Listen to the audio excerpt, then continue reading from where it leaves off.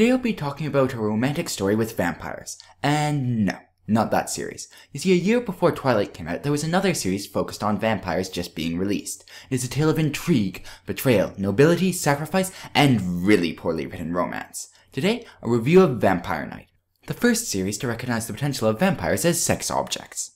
Okay, the second.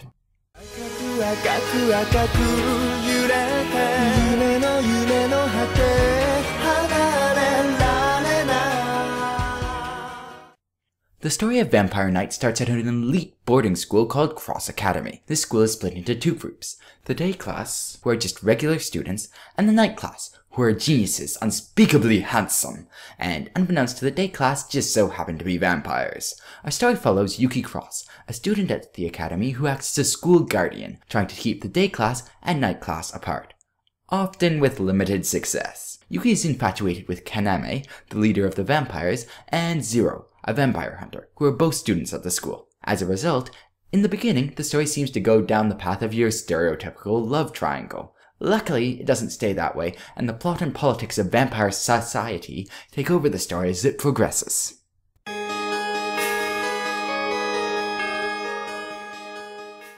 The three most important characters in the series are obviously the ones involved in its main romance. Yuki starts out as something of a happy-go-lucky idealist, and while she loses the happy part as the series gets darker and darker, she keeps her idealist streak throughout the series. She also seems to be helpless without one of her boyfriends, which may irritate any feminists who read this series. Kaname, Yuki's vampire suitor, is quiet and composed, almost to the point of being emotionless. The only expressions you ever see on his face, other than none at all, would be a faint smile or vague wistfulness. That being said, he's a brilliant scheming mastermind, which makes him interesting, if not likable.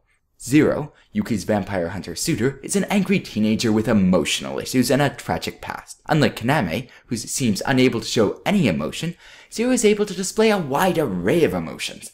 Unfortunately, most of them are rather negative. Apart from these three, the rest of the cast is quite well done. Characters like Yuki's doting father Kane and the playboy vampire Adieu add some humor to the series, and the pure-blood vampires Shizuka and Rito play the roles of the villains with a nice degree of menace.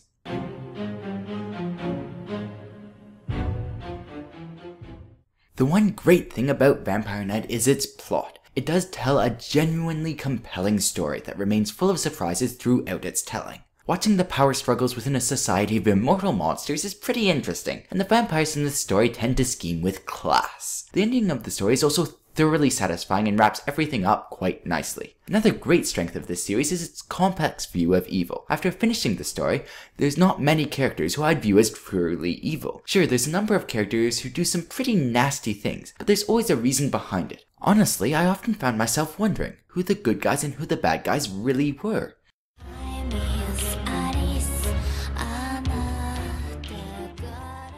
The biggest issue I have with this story is the romance. Not because the romance is the focus of the story, because I freaking love stories, but because the romance in the story is quite frankly pathetic. Part of it is just that Yuki, Zero, and Kaname aren't all that likable on their own, but the bigger issue is how they interact. Zero is pretty much a jerk to Yuki when he isn't being hugely overprotective, and Kaname's no better. He acts almost more like a parental figure to Yuki than he does as a romantic interest, and a negligent parental figure at that. He has no qualms about using her as a pawn in his schemes. Overall, Yuki's relationship with Kaname never felt genuine, and her relationship with Zero, while feeling more realistic, was simply underdeveloped. My other issue with Vampire Knight was that some of the dialogue in this story felt quite stale. This isn't as big an issue, but it certainly doesn't help the story.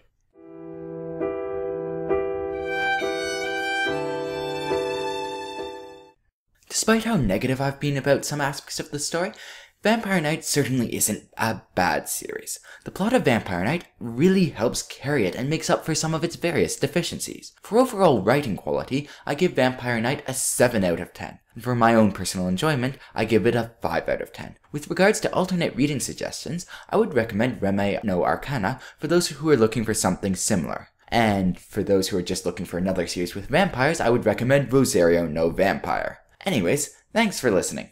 Cheers!